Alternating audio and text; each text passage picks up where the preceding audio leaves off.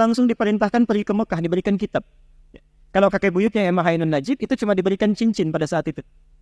Saat berangkat ke Mekah, berguru di guru yang sama, namanya Syekh Ahmad Khatib dari Sambas, dikenal dengan Syekh Ahmad Khatib As-Sambasi. Nah, 1 Januari 1926, karena merasa ketika Muhammadiyah sudah tampil 14 tahun sebelumnya, itu beliau melihat di NU itu nggak muncul-muncul ulamanya.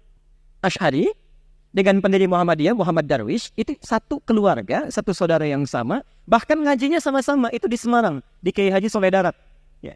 Dia ada 3 orang, Muhammad Darwish, kemudian Hasim Asy'ari, satu lagi itu kakek buyutnya Cak Nun, MH Ainun Najib. Ya. Cuma 2 ini yang menonjol, karena menonjol, bagus baca kitabnya, soleh orangnya, itu langsung diperintahkan pergi ke Mekah, diberikan kitab. Ya. Kalau kakek buyutnya MH Ainun Najib, itu cuma diberikan cincin pada saat itu. Saat berangkat ke Mekah, berguru di guru yang sama, namanya Syekh Ahmad Khatib dari Sambas, dikenal dengan Syekh Ahmad Khatib As-Sambasi.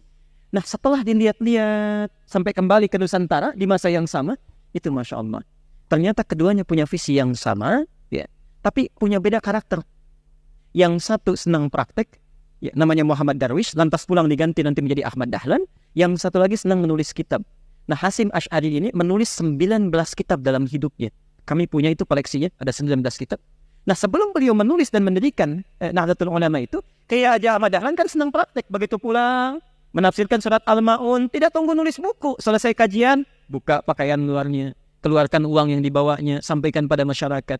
Bikin rumah sakit, bikin pesantren, bikin sekolah, bikin macam-macam praktek. Hasyim Asy'ari mulai menulis.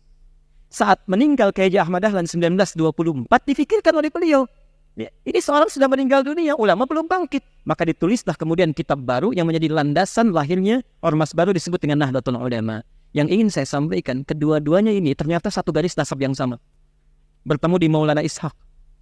Jadi kalau kita urutkan, Muhammad Hashim Al-Asy'ari bin Abdul Wahid. Bukan Kang Wahid yang ini ya, itu ada Gunawannya, ini lain. Bin Abdul Wahid bin Abdul Halim. Abdul Halim itu nama aslinya Pangeran Benawa, dikenal dengan Sultan Hadiwijaya, nama lainnya Joko Tingkir. Bin Abdullah, bin Abdul Fattah, bin Abdurrahman. Abdurrahman ini anaknya Sunan Giri, bukan Giri yang ini tapi. Ya. Nah, Sunan Giri ini anaknya siapa? Anaknya Maulana Ishaq. Nah, di Maulana Ishaq inilah nyambung nasabnya. Ya. Kiai Haji Ahmad Dahlan bin Kiai Haji Abu Bakar, bin Kiai Haji Sulaiman, bin Kiai Murtado, bin Demang Jurang Juru Kapindo, bin Demang Jurang Juru Sapisan, bin Kiai Gerebek, bin Maulana Ishaq. Siapa Maulana Ishaq ini? Maulana Ishaq ini adalah anaknya Ahmad Jumadil Kubra. Ya, salah satu wali yang dari 9 yang datang dari Mesir, dari 9 wali itu. Ahmad Jumadil Kubra ini siapa? Ya, ini adalah salah satu wali yang punya 2 anak. Saya belum teruskan nasabnya.